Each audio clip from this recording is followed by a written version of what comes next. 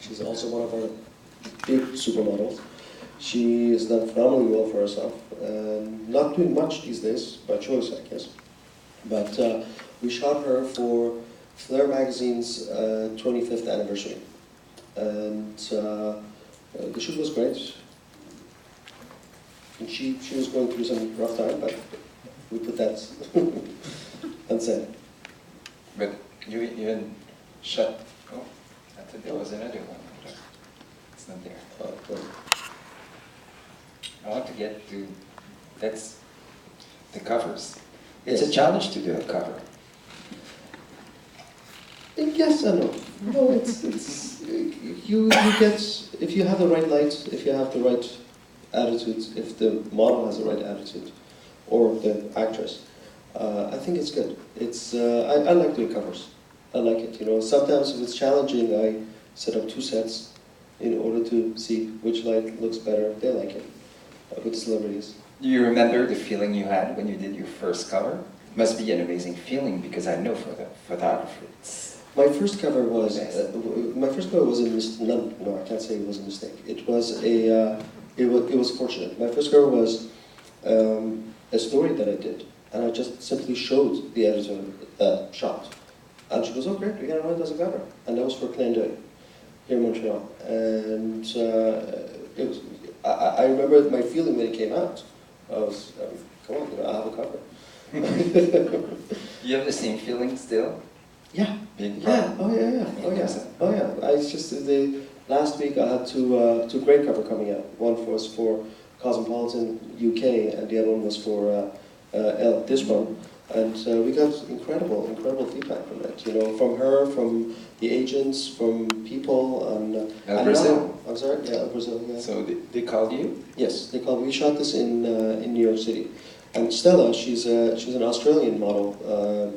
She's another example of an incredible model. She was moving so much that I had my assistant holding the lights and following her on the studio, because if not, then she would be underexposed most of the time. So it was amazing. You told me that you get contracts now in a very different way. It's interesting if you could talk about that. The fact that you have an agent, but it's through social medias. That's correct. That's amazing.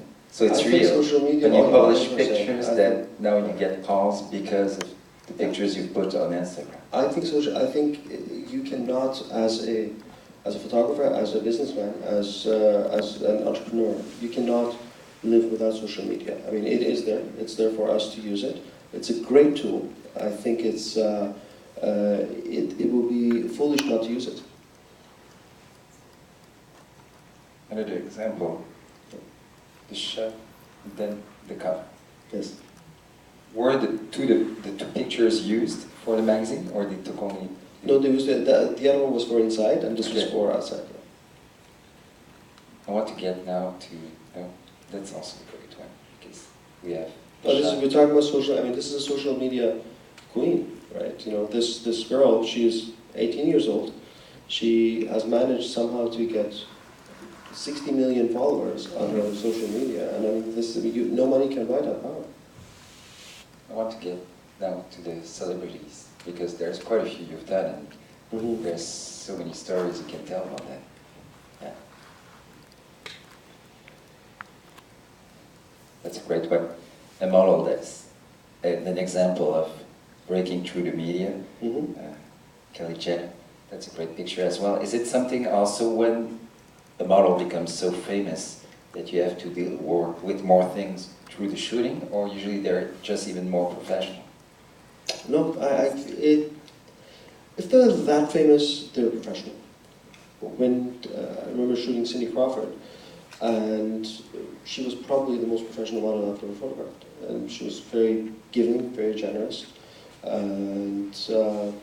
You have a great picture. Yeah, this was the shooting. So it must be great to shoot a lady of fashion, meaning that she's a myth, she's iconic, and then you get to meet her. I was very. I think you had a meeting with her when you know. did the picture. She wanted to meet you and talk about the shooting. Am I right? No, she came. Well, first she came. She showed up about 10 minutes late, and she was so apologetic, and I'm looking at her and I go, No apologies. You're Cindy Crawford.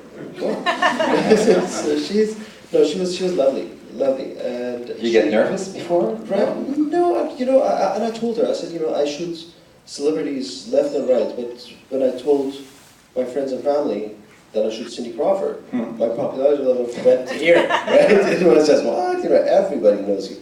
And it's true, she was a household name, and it was so refreshing to see how down to earth and professional she was. She really was, right? She did not try to take over the show, she knew it, and my favorite part of the shoot was at lunch when we were sitting, and I told her, I said, I want to know about Helmut Newton and Richard Avedon and whatnot. And she was telling me stories about them and how they all were story makers, right? They put them in a role, and all day long they were just going after that role, right? And that's exactly, this is, to me, that is a recipe for success. You got a photography lesson with her. Yeah, I did. Explaining actually, all the big names she worked with. Yeah. And I suppose she's easy to direct because she knows all the angles and she knows how to catch the light and everything. Yeah. So it's great that it's part of the things you've done in your life, meeting that lady. That's another great picture. Yeah, that's just outside of the studio in Los Angeles. So the concept was decided before?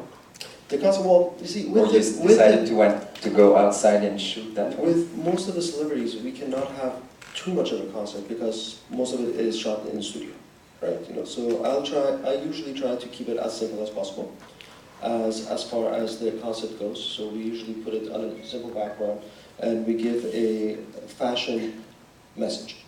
Halfway going on, some of them, they refuse to go out because of the paparazzi and whatnot. Some, they're okay. So I try to book a studio that has easy outside access, and that was the Cindy Crawford. We just went outside and we shot it. Did you have aunties? Yes. She's not really a model, but she knows exactly how to use she knows her body. Her body, yes. She's, Dita is, she's lovely. I mean, when we shot her, she was still married to Marilyn Manson.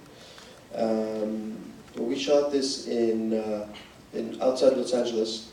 This is a private home, and I just loved, that Valentino dress in the orange garden and whatnot. I love that. Gwyneth. Yes. Great star. Gwyneth, you're a lucky guy, you know that. I'm sure. I hope you pinch yourself. No? Not really? No, it's normal for you? No, it's not. Someone's got to do it. We shot this in London with Gwyneth, and she showed up with on a Vespa with a helmet. Apparently, that's the best way to get around for celebrities in London because nobody recognizes you. Right? And she was also lovely, great day we had. It's a great picture. Are actresses fun to shoot? Because actresses, they know about emotions and feelings, so I don't know, they might give you something. No, I think actresses, when they come on a photo shoot, they have a different mindset.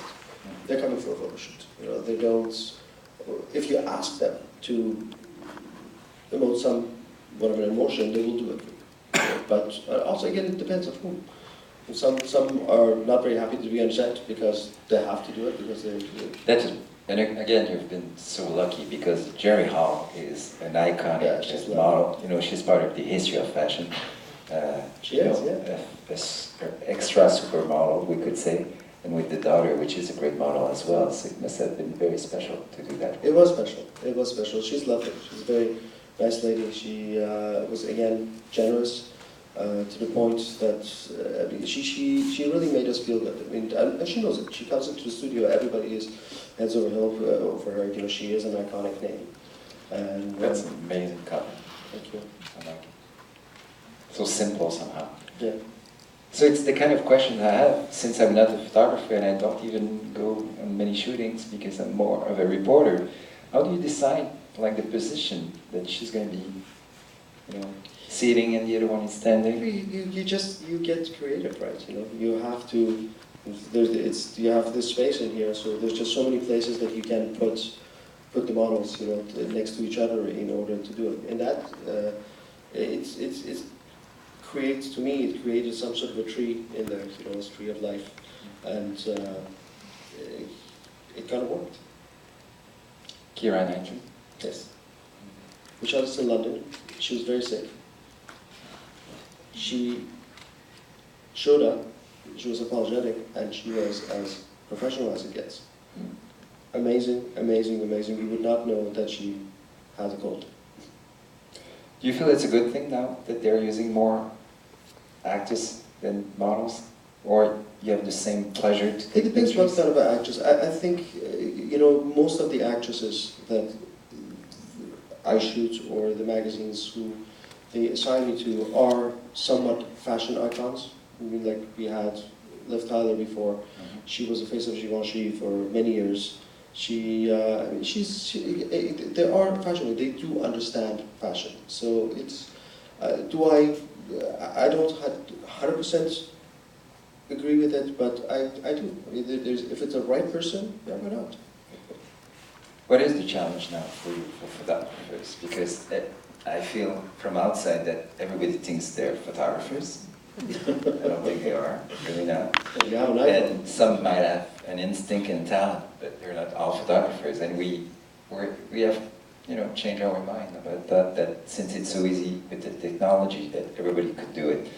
So it's probably one of the challenges you have to face now in your life and career. You know, photography has changed, yes, absolutely, you're right. And the way it's changing is there's many photographers out there, but it doesn't stop there. It doesn't stop by clicking a picture.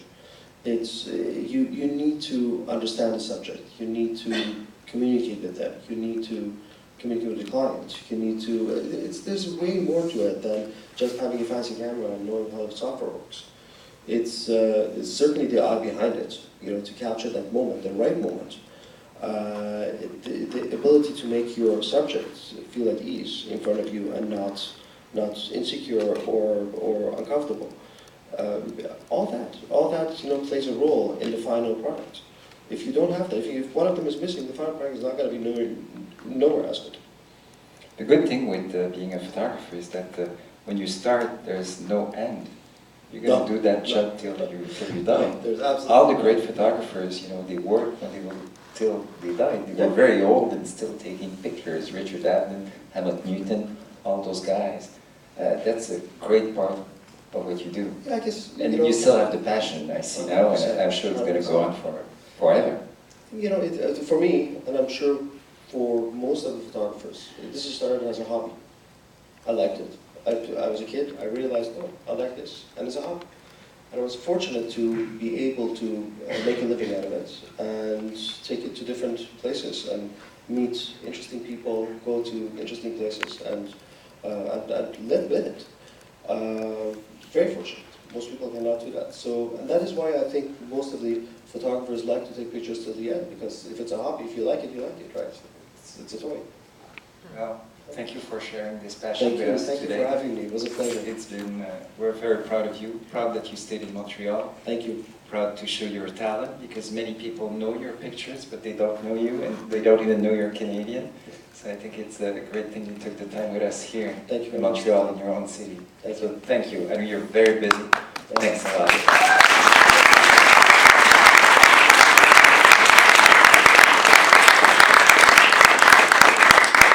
And we have time for a few questions. Maybe there are some young photographers